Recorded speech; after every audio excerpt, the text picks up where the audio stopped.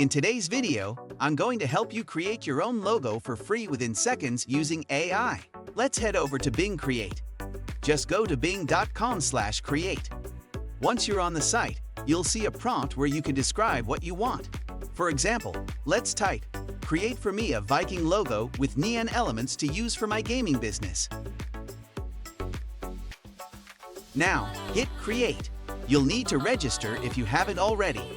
I'm already registered, so let's see what Bing comes up with in my case. Check them out. Bing has generated several logos for us. Not bad at all. I really like this one. It looks perfect for a gaming logo. And this one over here is also great. You can download, customize, or save your favorite logo, so you can come back later and make adjustments if needed. And there you have it. You just created a logo using AI for free in just a few seconds. It's that simple. Hope you enjoyed this video. If you did, show some love by liking and subscribing to our channel. I know that some of you are watching and haven't subscribed yet. Come on, join our community. Also, make sure to check out our other videos for more cool tips and tutorials.